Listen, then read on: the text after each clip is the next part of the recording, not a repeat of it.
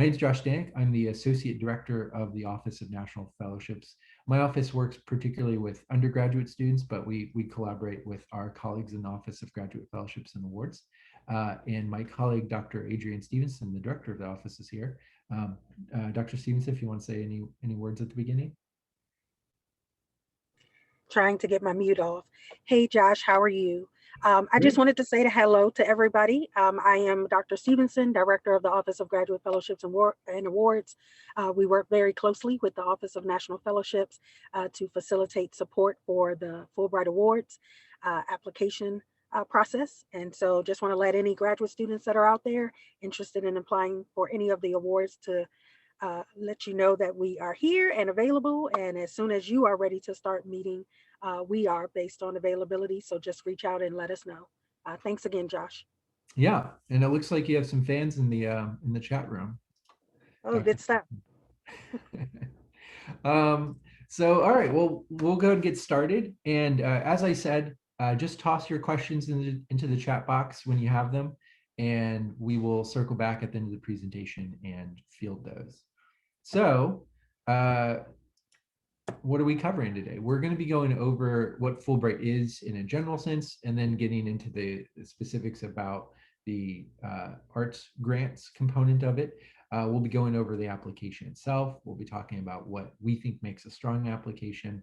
There's an internal application process, which I'll explain why we have that and what that looks like, and then how my office and Dr. Stevenson's office can help you through this.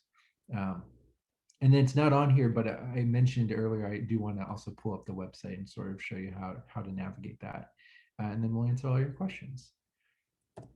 So Fulbright's history, I'll let you read this, but I'll just say as a Cliff Notes version of it, it was created by Senator William J. Fulbright, who suggested that the United States take this money they'd been putting toward World War II and put it to something positive. So in place of the violent discourse of World War II, we create this cultural exchange program and create positive discourse among nations.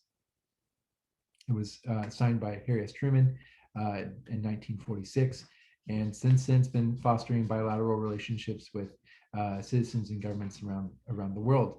And it is a bilateral relationship in that Fulbright is essentially a partnership with each country. And just about any country the US has an embassy in, we have a partnership with, and are either accepting Fulbrights from that country or sending US Fulbrights there, or both. And that's actually a really cool component of it, is that Fulbright is not just funding to send Americans all over the world, but it actually brings people from all over the world to the United States. So we have FSU students and FSU faculty who are here either for a full degree or part-time, maybe just a semester, on Fulbright grants from their host country, from their home countries. It also sends professionals all over the world. And so likewise, the United States sends, and Florida State specifically sends, FSU students, FSU alumni, FSU faculty all over the world for these international exchange experiences. So at its core, as I say in that second bullet point there, the purpose of Fulbright is to foster mutual understanding among nations through cultural and educational exchanges. So we are specifically talking about the Fulbright US student program. There's something called the Fulbright Scholars Program. If you find that website, then you've gone to the wrong place. That one's specifically for faculty. Eligibility for the Fulbright US student program is that you have to be a citizen of the United States or a US national. You must have a bachelor's degree or the equivalent completed by the time your Fulbright experience begins. So not by the time you submit your application, but by the time the Fulbright experience begins. So Fulbrights are usually due in October, and a Fulbright experience would typically begin the following fall, so about a year later. So the earliest someone could apply is in the summer between their junior and senior year. That would be the application cycle to aim for if you want to apply at the earliest. But then it's essentially available to you if you're an alumni, if you're a current master's student, if you're a current PhD student, current JD, really any graduate level degree. Then you also have to have language skills based on the country's requirements. Some countries have no language requirements. Others are very clear about, intermediate level, which you can read about how they define these, but it's typically intermediate levels, what they consider to be like 3 to 4 levels of coursework. And then in good health, at the end of the if you're admitted to the program the summer prior to your departure, you would have to get a certificate from a physician saying that you're in good health to go abroad. This doesn't have anything to do with ability. Fulbright actually works very hard to include as many Americans as possible in this program. So grant details. So this award covers your travel expenditures, your health insurance, and gives you a monthly stipend. The idea here is that they're covering your cost of living and your cost to get to and from the country. This program is available in over 160 nations worldwide in various forms, and typical grant experiences are 8 to 12 months. We've seen, I had a friend who did a program that was, they ended up doing just 6 months out of their own choice. And I think we have a semifinalist that's trying for a program that's only 5 months long. And I've also seen specific master's programs that would allow students to spend 2 years in a country to complete that particular master's degree on a Fulbright. But for the most part, what you'll find is somewhere between 8 and 12 months. Really, any artistic field is eligible. And this is one of those few fellowships that I think exist to fund and really excited to fund arts programs. We have a handful of semi-finalists in the current cycle, folks who are hoping to go abroad starting this coming fall, who are artists in different fields at FSU or from FSU. So really, if you have a creative project, this is a good award for you. And so one example, one of the last artists we were able to send abroad before COVID hit was Kayla Hanby, who just finished, was in their last year finishing a master's of music in woodwind performance when they applied. And they applied to go to Budapest, Hungary. And what I love about their project is how well it fit the Fulbright mission, right? And that's something to keep in mind. We'll talk a little bit more about this, but Fulbright's about cultural exchange, and cultural exchange needs to show up everywhere in your application, including whatever project you propose. And so it took several meetings for us to get to this point. And when I say several meetings, I think their fellowship advisor must have met with them like 6 or more times before it got to the point where, oh my God, here's the Fulbright component of your project. And it seems so obvious now. So it was, Kayla wanted to go and study under a very specific flautist from Hungary. And this was a person who actually was very innovative in their field in creating some really unique ways of performing the flute in ways that hadn't really made its way to the United States. There were a couple of people who were fans of what they were doing, who taught at different universities, but really like only a couple of people. And so her final application essentially suggested that she, as an American, was going to go and study under this person. By the way, this person was retired. They were late in their life, and so it was like the window of studying with this person was shrinking quickly. And so they were like, I'm going to go as an American, study under this person, and bring their artistic practice to the United States. And make it more widely available. That is essentially cultural exchange.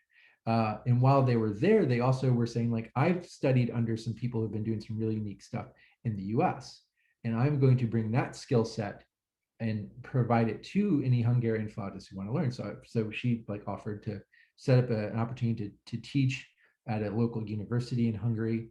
And so cultural exchange going both directions.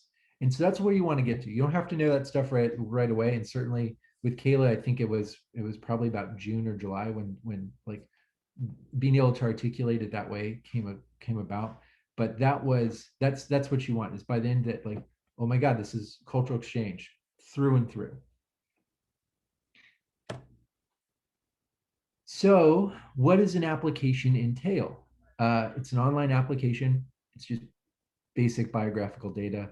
Essentially, you have to take apart your resume and reconstruct it on their website. It's tedious, but it's not difficult. But it does take time. And so what I usually tell people is once you open up the application this summer, as you're working on your essays and all the other components, go and start spending like 20 minutes a week on it just to get some stuff done, because we'll have students wait until the last minute to do it, and suddenly like, oh my god, that deadline came fast, because and usually passed because they didn't work on their application until the day it was due, thinking that the hard part was statement of grant purpose, personal statement, which is true, but the tedious part is the online application. There are two essays: statement of grant purpose, essentially where are you going, what do you want to do, and then and that's essentially what I was just talking about with Kayla, is like that's where she wrote all about that stuff. And the personal statement: who are you and why do you do what you do, as it relates to the project you just proposed, as well as Fulbright's mission. Language evaluation: if your country has a requirement that you hit a certain language criteria, then you have to do a language evaluation. If they don't have a requirement, but you have language skills in a language relevant to your location, then still really valuable to go ahead and reflect that by doing a language evaluation, opting to do a language evaluation. 3 letters of recommendation, and letters of affiliation. So a letter of affiliation is someone from your host country. In Kayla's example, it was that professor that she wanted to work with saying, I'm aware of this person's project. I'm excited about their project. Here's how I can support them. And by giving them access to things, in Kayla's case, it was regular access to that person, but it can be like connect them with the art community in this region, and so that they can start doing their interviews and getting people to work with on this large project. It's whatever you need, but so you want an affiliate to be enthusiastic and able to support you in your project. Supplementary materials: so you have to provide evidence that this art project that you're proposing is not outside of your abilities, fits into what the art projects that you've already done, whether it's just like, I'm going to take this method that I've been using and I'm going to now apply it to this new environment, or the themes of the project I want to do in your country are already themes I'm exploring in my project so far. Transcripts, passport. So that's the information you'll need to be able to put into your application by the campus deadline, which we'll talk about in a moment. What makes a strong application? Commitment to the mission. I think I said I was going to talk about later, but I really emphasized it with Kayla's project. Limited previous in-country experience. This is really vague. It comes straight from the website. It can vary from location to location, but essentially, if you've lived there for 5 years within the past 5 years, that's probably not the country you should be applying to. But if you lived there for 5 years when you were like 10, fine. Like don't worry about it. You might still be eligible. So it really varies. And it's something we can talk about when we're meeting one-on-one as your fellowship advisor and you. So even if you find a country that doesn't require any language skills, you don't have any to offer anyway, but you should still talk about what you're doing to learn about the culture and learn the language, because it reflects an enthusiasm for your project that, like, in preparation for a possibility that I'm accepted, I've already started to go to this community organization that is located in Tallahassee and interact with people from my host country, and so get to know them, get to know their culture a little bit more, and pick up some language skills so that when I arrive, I won't be completely unable to interact with people. A project that's country specific. Kayla could not have done that project with anyone else. There was this Hungarian flautist. So same deal. You want to find a project that could not occur anywhere else. right now we have a couple of film school semifinals. And so one of them is applied to go to India to do a project.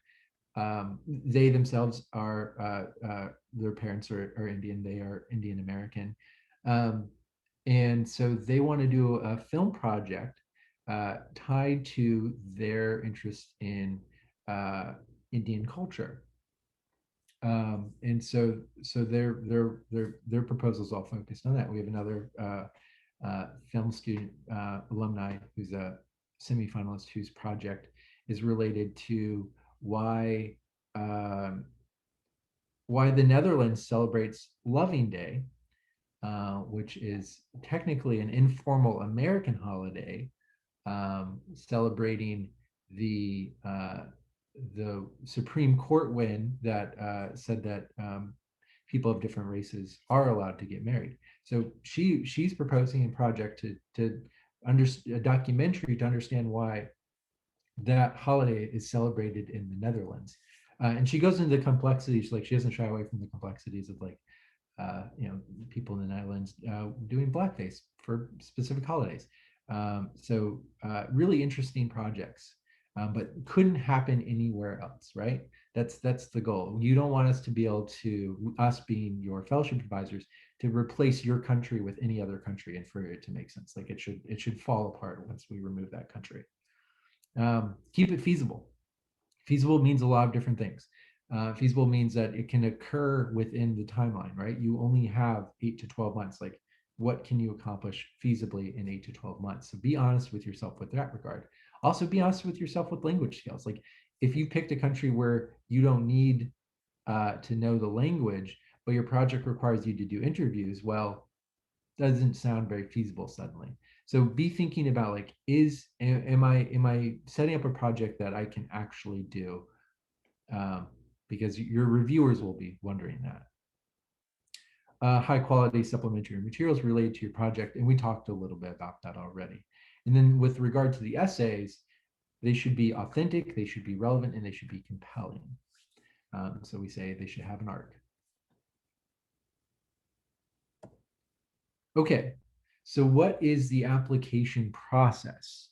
As I mentioned at the very beginning, there is an internal process. And the reason there's an internal process is that Fulbright requires that each university do an initial review of their applicants. Our goal is not to filter people out. We don't cut people from the process, but we are asked to do initial review and fill out a document called the Campus Committee Evaluation Form. That evaluation form is on the Fulbright website. You're welcome to Google it and look it up. And I'm going to encourage you to do so if you get to that stage where you're interviewing. But so, and that document goes with your application to the national committee at the national deadline. So that's why we have an internal process. And so our deadlines are very real. You have to treat them as very real, because if you don't, then you're not meeting the internal process, which means that you can't participate in the national process as well. The first deadline is flexible. The first deadline is the first deadline actually isn't. It's a project proposal deadline. And this is by June 9th, we are saying that we expect you to have first drafts of your essays. You can have multiple drafts of your essays by then, but we bare minimum first drafts of your essays and the names and email addresses of the 3 people who have agreed to be your recommenders. We're not asking for the recommendations. We're just saying you need to have already confirmed with 3 people that they are happy to recommend you for Fulbright. Then we'll have a campus deadline, usually in mid to late August. We're going to base that date on the national deadline, which usually is early to mid October. And we like to have like a specific amount of weeks. I think it's around 6 or 7 weeks. I'll have to look at last year's process. 6 to 7 weeks of time from our campus deadline to the national deadline. Because the next step, so once you submit your application for the campus deadline, the next step, you schedule an interview with our Fulbright faculty committee. So we have about 30 FSU faculty. Many of them are Fulbright recipients themselves, who will, in groups of 3 to 5, typically sit down to interview our candidates. Those interviews usually happen early to mid-September. And based on those interviews, they fill out the campus committee evaluation form. But because this is not a cutting process, because it's not a filtering process, they also will give you feedback on your application, things that they think you can do to make it better. And so then you take that feedback and you have 2 to 3 weeks, depending on the national deadline, to make changes to your application based on that feedback and resubmit for the national deadline. Then the national screening typically happens between November, December, January, and the decisions from that screening are released typically at the very end of January. This time it was last Friday, so January 30th, I believe. No, January 29th is when they release decisions. And so at that point, you find out whether or not your application is going to continue forward. If it is, you're considered a semi-finalist, which means that your application has made it past the national review and is going to your host country for a final decision. At that point, you're usually looking at, this isn't formalized, but you're usually looking at about a 1 in 3 shot of receiving the fellowship, because they usually give about 3 times as many applications to review as what that country intends to select. So those decisions come out typically between March and June. That window starting to shrink and appears to be more like March and May, with maybe a couple straggler countries.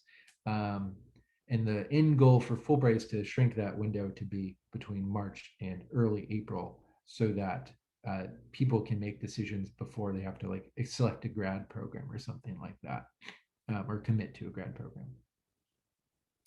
And then a typical experience would begin in August, September, October of that year. And so you're looking at, if you're applying this coming cycle, the application will probably open beginning of April of this year, so April 2021.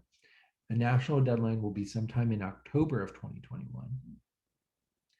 And then your final decision will come out sometime around April 2022, with an experience that would begin in August, September, October of 2022. So how can we help you with your application? We're here to help you consider different recommenders, where to apply, what arguments you'll make. We spend a lot of time we have access as fellowship advisors to the Fulbright system, and so we can see your application, we can see the progress you're making on it. We usually don't pull that stuff up until the campus deadline, but we have access to it, and so if someone ever had a question, I'm happy to like look at their application with them. We also help with referee selection. So if you're like, well, I've got these 4 people I'm considering, who do you think would be the best 3? We can talk about that as well. And then a lot of our time, the bulk of my time, is spent essay workshopping. So giving you revisions on your essays. Usually, and this tends to be the case for Dr. Stevenson and AGFA as well, usually try to meet with students as often as once a week, maybe every other week, whatever works best for the student, to give them feedback on their applications as we're progressing. And it's usually like, some essays are sent 24 hours in advance of the meeting. I read them, and we discuss the feedback I've already made, because you've given me your essays in advance. And we do that, week 1, and then we'll do it again week 2 with the new drafts, and then week 3, and continue on. Generally, it takes about 4 drafts before I find that someone's making a good case for themselves, and then usually twice that before it's like, okay, we're in a really good spot now, and now it's just like, how do we clean this up so that by the campus deadline you're going to be really happy with it, which is probably more drafts than any of you have done for anything. So get used to that. Drafting is a key component of getting these essays into a place that are actually competitive. We are actually leading a presentation workshop on personal statement writing in April. So if you want to attend that, it's April 15th at 3 p.m. there's a Zoom link to it on the ONF important dates webpage. You can find it at onf.fsu.edu. We're also able to contact Fulbright if you have specific questions. So if you stump us with a question, we're always happy to reach out to Fulbright. In fact, the program coordinator for Fulbright is from Florida. They are, I'm sorry, not just from Florida, but from Tallahassee specifically, and actually is friends with some people who I've made friends with since I've lived here. And so we also hang out socially, and I think that means we get special treatment. So I should probably clarify that since we're recording this and this is going to go on the website, I don't actually think we get special treatment. They're just a really nice human being and treat everyone really well. So that's how ONF can assist you. And then lastly, here's our contact information. And so what's going to happen now is I'm going to pull up the website, but I do just want to conclude as we're looking at our contact info is that in a few days, you're going to get an email from Dr. Stevenson and I. Thank you for attending one of our presentations, if not more. I think I see at least one person here who's attended at least one more. And in that, also an invitation to start interacting with us as well. So just keep that in mind. From here, I see we've already got some questions in the chat box. I'm really looking forward to fielding those. Please continue to toss them in there. But I also wanted to show you all how, or at least some parts of the website. So please ignore the chaos on my desktop. Here's the Fulbright website, web address us.fulbrightonline.com. I imagine, or I'm sorry, .org. I imagine that this was a very early website because that is an awful address. But here's the website. These three tabs here are going to be the most useful for you. There's some really good stuff here, including webinars, recorded webinars that you can check out. But these three here are going to be I think the most useful for you. So in this one, types of awards, study research grants, English teaching awards, those are the most common. Study research grant, you're presumably here because you're interested in doing a creative arts project and you're looking at this list and saying, I don't see anything that says that.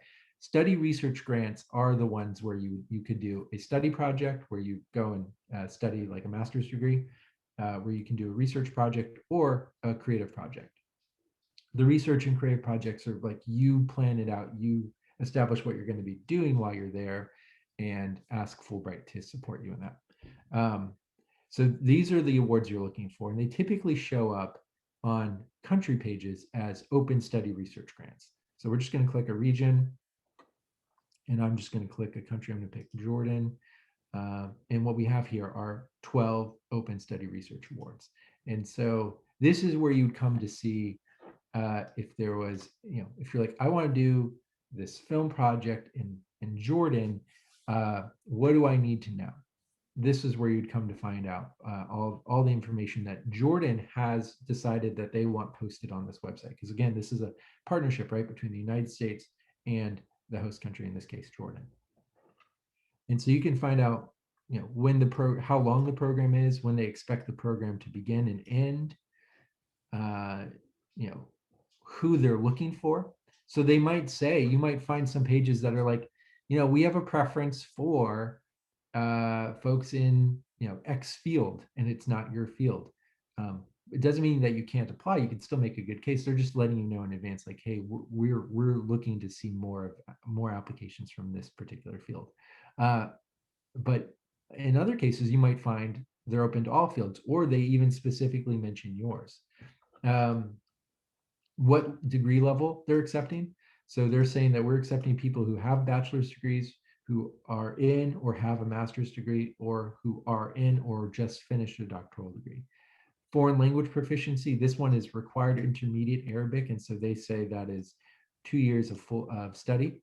Of course, if you have never studied Arabic, but maybe you speak it in your home, then you can still make the case that you're at the level that is what would be equivalent to 2 years of study.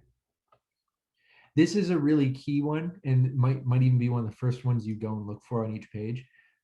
Do they allow for graduate degree enrollment? Yes. In the case for most people here, I'm assuming we're looking at creative projects. Do they allow for independent study research projects? Yes.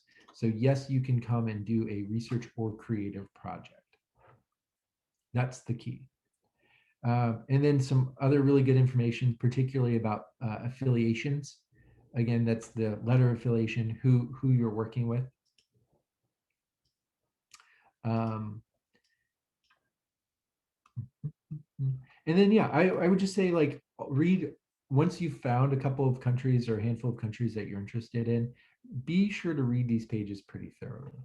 Another thing I haven't shown to the other two um, presentations I did this week, but this is the one that's being recorded. And so that's really the important part, is that they can see it. Is these two are also really useful. So if you want to see, particularly if you're like, I'm definitely strongly considering applying to Jordan, and I want to talk to other folks who have applied to Jordan, well, you can go to country visited, Jordan, and see who's recently been there. And they list them in reverse chronological order. So whoever's most recent. You can also get a rough idea of what they applied to do. So by clicking on Kyle, we see that their proposal was claiming the city, street art and urban youth politics in Amman, Jordan. We can't necessarily click on that, but we know it's an anthropology project. It's focused on the arts, which is really interesting. And so you all are pretty social media savvy. It probably wouldn't be hard to find Kyle Craig on one social media platform, and then you could be like, "Hey, politely, uh, I'm applying to Jordan to do a project, and I just wanted to know if you'd be willing to chat a little bit about your experience." And we find that alumni either respond one of two ways. They are enthusiastic to talk to you and tell you about their experience, or they ghost you and they don't respond at all. So either way, it's fair. I find this page really useful once you've like narrowed it down to like a country or like a handful of countries. Yeah. So I think that's all I wanted to share. So with that in mind, let me pull up your questions and see what we got.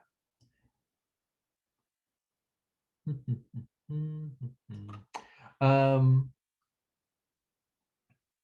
the URL for the YouTube channel, I don't know it off the top of my head, but let me see if I can find it really quickly. We will be sending you a link to it in not in a few days, maybe tomorrow. But since you asked, let's see.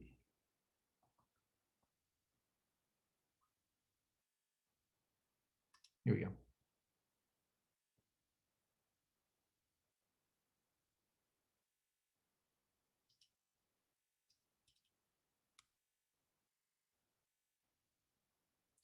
No, I'm actually struggling to find a shareable link. Let me see if let me try that one more time. Um,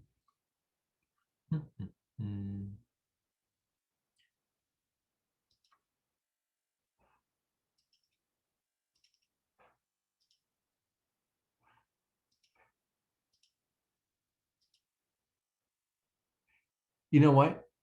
This seems like it should be really easy, and I bet it is. But I'm not gonna waste too much more time on this. I will make sure that there's a link that you all can use in in the email that we send you, because that's the original plan. Let's see. Oh, interesting. Okay, so someone's asking a question that's really specific to them, but I think is uh, interesting because I know they're not the only person who is here who's not in the arts. So someone asked, Master of Science in Biology major, but also a natural science illustrator, which is why they came to this workshop.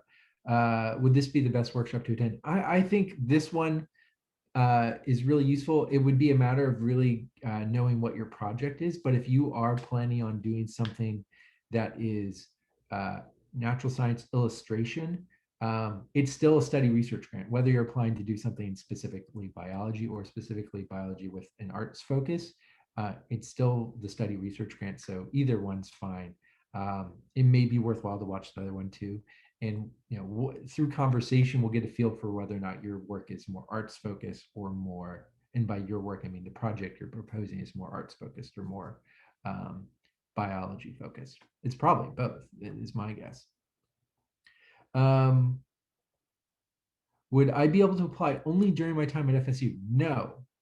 We regularly work with alumni. So until a FSU student enrolls or an FSU alumni enrolls at another institution, another university, our fellowship advising offices would still be your point of contact. And there's one other thing I want to add to that. The other component is that once you've completed a PhD, you're allowed to apply for a Fulbright to have the experience for the year after you've completed a PhD. But once you've completed a PhD or a terminal degree in your field, you're typically encouraged to then look at the Fulbright Scholars Program, which is the one typically for faculty and professionals.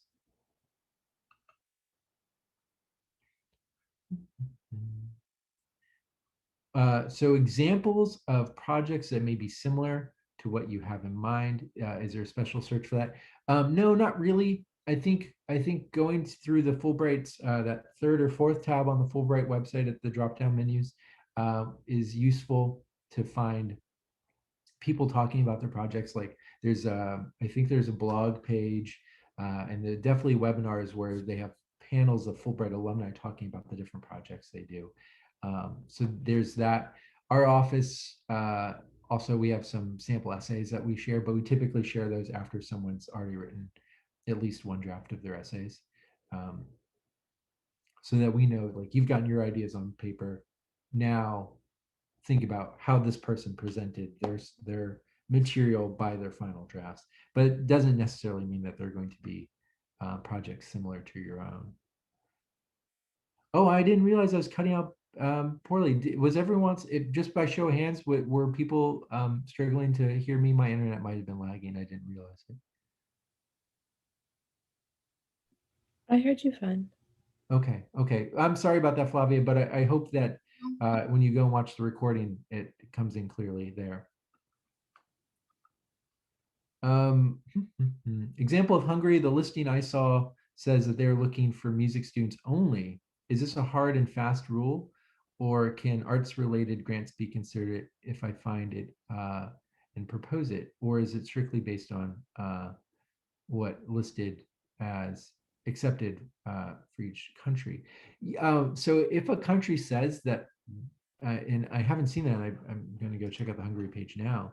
But if a country says that they're only looking for a specific field, then depending on the language, I would assume that it is the language would help me determine whether or not it's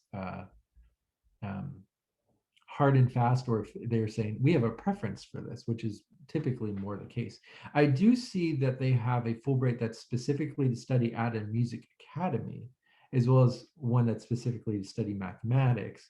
When I'm now clicking on the Open Study Research Award to see what their candidate profile is. And they say applicants are welcome in all fields of study. Preferences will be given to subjects in arts, music, humanities, and social sciences as they relate to the political, social, and economic changes developing democracy in Hungary.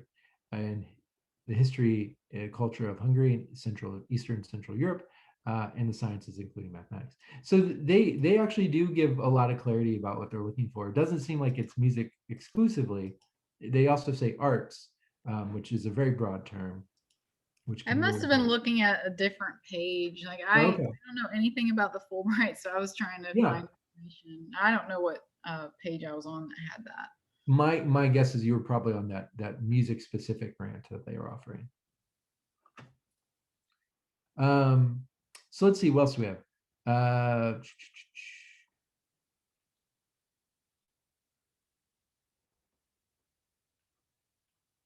So I have someone here saying they're in an MFA program considered a terminal degree for your field.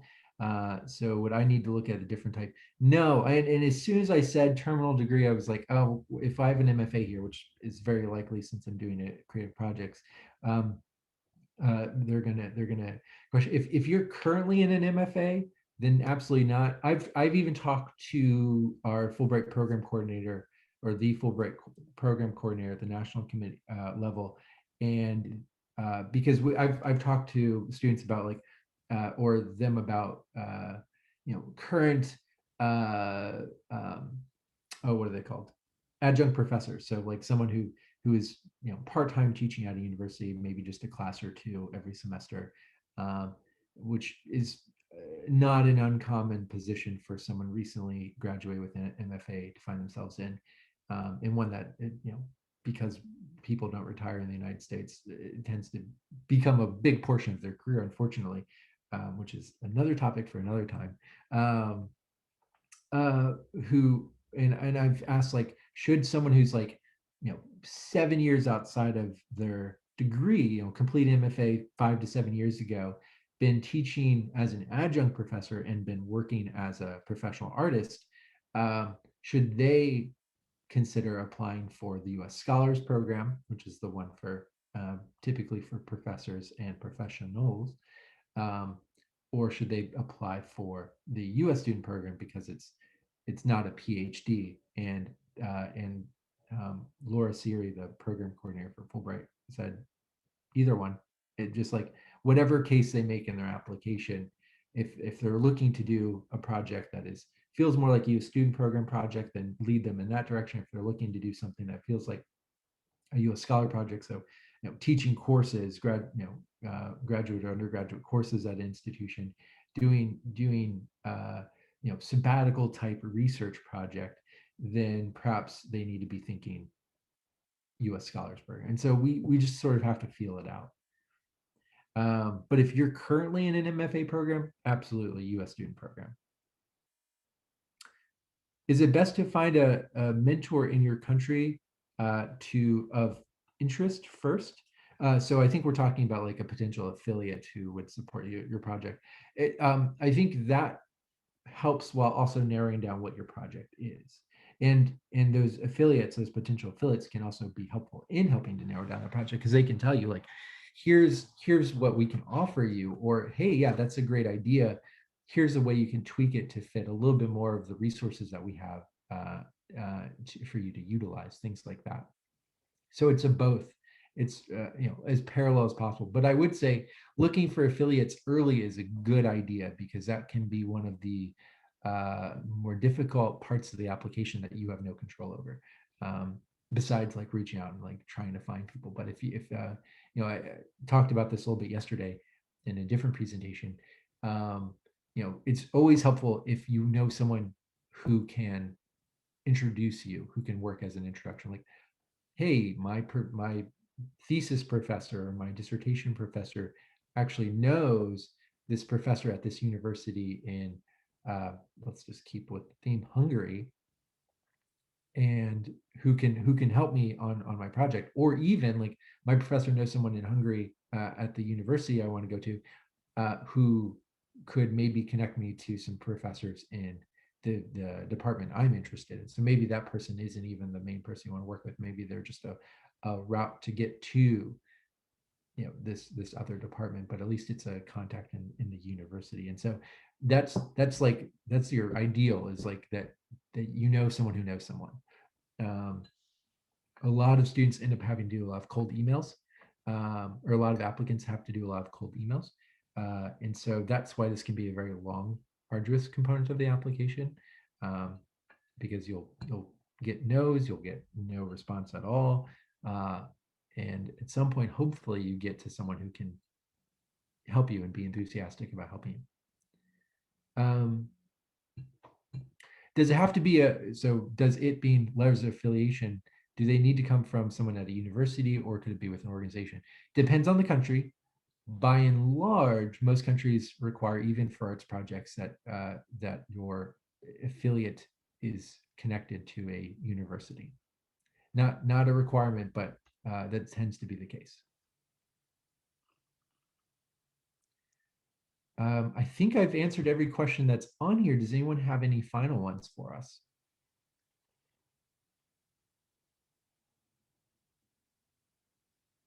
No? Okay.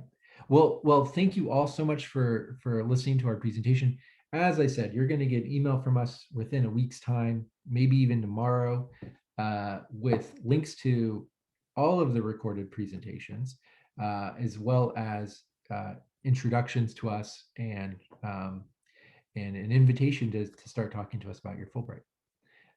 There is one last question here. Is there a time limit after graduation? No, Fulbright is essentially available to you the rest of your life. And so on that upbeat note that you can apply for Fulbright forever, thank you all for coming. And I look forward to seeing you all in your applications in the near future.